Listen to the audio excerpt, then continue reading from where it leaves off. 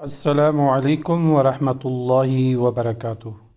ناظرین، آج ہم ایک نہایت عظیم عبادت درود ابراہیمی کی فضیلت، اس کے فوائد اور اس کے مسنون وظیفے کے بارے میں بات کریں گے۔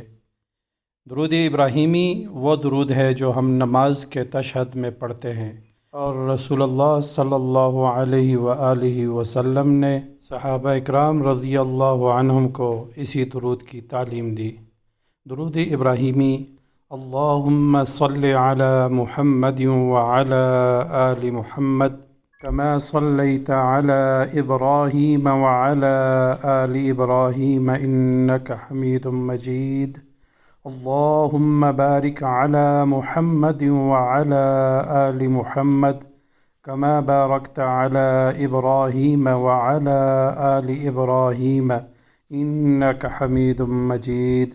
اللہ تعالیٰ قرآن مجید فرقان حمید میں ارشاد فرماتے ہیں: ان اللہ وملائکتہ یصلون علی النبی یا ایہا الذین آمنوا صلوا علیہ وسلموا تسلیما۔ اس کا ترجمہ ہے: بے شک اللہ اور اس کے فرشتے نبی کریم صلی اللہ علیہ وآلہ وسلم پر درود بھیجتے ہیں۔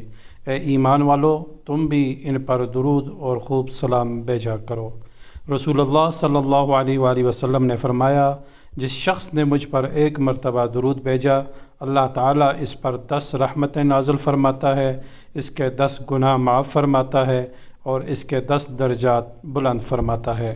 ایک اور صحیح حدیث میں ہے کہ قیامت کے دن رسول اللہ صلی اللہ علیہ وآلہ وسلم کے سب سے قریب وہ شخص ہوگا جو آپ صلی اللہ علیہ وآلہ وسلم پر سب سے زیادہ درود بھیجتا ہوگا۔ اب میں آپ کو بتاتا ہوں درود ابراہیمی کا وظیفہ۔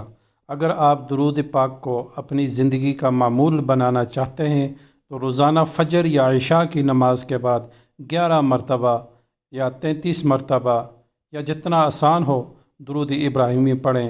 اگر زیادہ پڑھنے کی توفیق ہو تو بہت بڑی سعادت ہے، کیونکہ درود پڑھنے کی کوئی حد نہیں۔ اس کے علاوہ جو بھی آپ دعا مانگیں، جب بھی آپ دعا کریں، کسی مصیبت میں پھنسے ہیں، کہیں پر بھی کوئی مسئلہ ہے آپ کے لیے تو دعا کر رہے ہیں، اس کے دعا کے اول و آخر درود ابراہیمی پڑھیں تو انشاءاللہ آپ کی دعا قبول ہوگی۔ آپ نے صحیح خشوع خضوع کے ساتھ، خلوص کے ساتھ دعا مانگنی ہے، آپ کی دعا قبول ہوگی۔ اس کے علاوہ اور بھی اس کے پڑھنے کے فوائد ہیں۔ نمبر 1، اللہ تعالیٰ کی رحمت حاصل ہوتی ہے۔ نمبر 2، گناہوں کی معافی اور درجات کی بلندی کا سبب بنتا ہے۔ نمبر 3، رسول اللہ صلی اللہ علیہ وآلہ وسلم کی شفاعت کی امید بڑھتی ہے۔ نمبر 4، دعا سے پہلے اور بعد میں درود پڑھنا دعا کے آداب میں سے ہے اور اہل علم نے اس کی اہمیت بیان کی ہے۔ نمبر 5، دل میں نبی کریم صلی اللہ علیہ وآلہ وسلم کی محبت اور سنت پر عمل کا جذبہ مضبوط ہوتا ہے۔ پیارے بھائیوں اور بہنوں، درود پاک صرف کسی حاجت کے لیے پڑھنے کا عمل نہیں، بلکہ یہ بذات خود ایک عظیم عبادت ہے۔ اس لیے اسے روزانہ کا معمول بنائیں اور اللہ تعالیٰ سے اخلاص کے ساتھ اپنی جائز دعائیں مانگتے رہیں۔